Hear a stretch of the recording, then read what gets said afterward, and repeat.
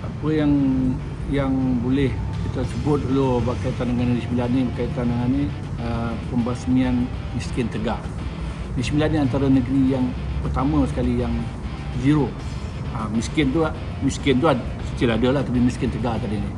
Yang Negeri Sembilan saya dimaklumkan memang antara negeri yang paling awal yang menghapuskan miskin tegar dalam data.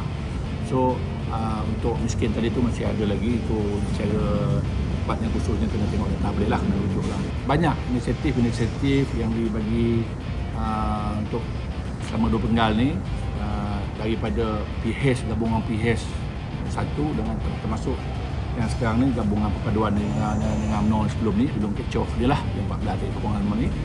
Kita meneruskan inisiatif-inisiatif yang baik untuk rakyat tadi ni diteruskan, dan platform rasmi dan N9 digital tu yang memusatkan semua benda bantuan-bantuan yang diberi oleh kerajaan lah.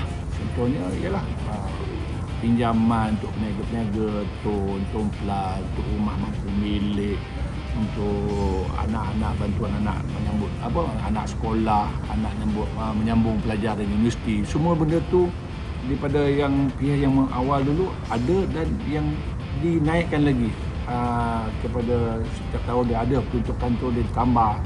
Kalau sebelum ni penerimaan sekian banyak, ada ditambah penerima tu lagi sekian banyak, ada begitu. So benda tu berterusan daripada mula yang PH perintah Negeri Sembilan ni, Tabir Negeri Sembilan ni, yang sebelum itu tak ada. Dia macam ni.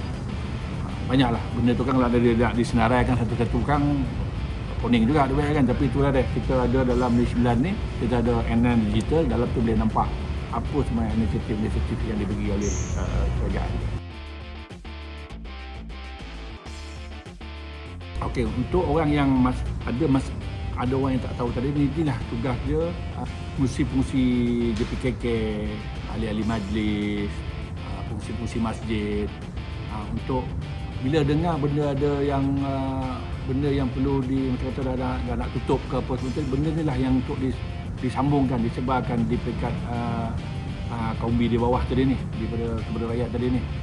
Saya daripada macam parti politik, kita ada buat program semua tadi tu, ada flyers, ada apa-apa semua yang berkaitan ni tadi, kita kena sentiasa highlightkan, bagi tahu pada yang ada yang datang, selain daripada media sosial lah, untuk pemaluman benda ni kan.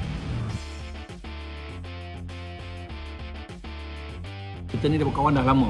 Bila kita berkawan dah lama tadi tu, kadang-kadang kita dah automatik dah, kita tahu dah seriusnya, guraunya, mengajuknya kan. Dan bila kita dah tahu dengan kawan kita yang dah lama tadi ni, kita pula supaya benda-benda yang tak disukai tadi tu supaya tidak berlaku, kita secara automatik kita tahu kawan kita macam mana. Dia cakap sini kan dia mesti jam, marah semua kan. Okey, ada cara lain, cara nak menyampaikan benda yang kita nak masukkan tu. Itu kelebihan kita, gabungan kita dalam PN sebenarnya. So kita nampak banyak benda-benda yang kita continue, macam mana saya cakap tadi tu, adalah datangnya daripada kerajaan PH itu sendiri. Bila dah dalam perpaduan tadi ni, kita continue dan kita tambah baik, dan kita tambah beberapa inisiatif kepada rakyat.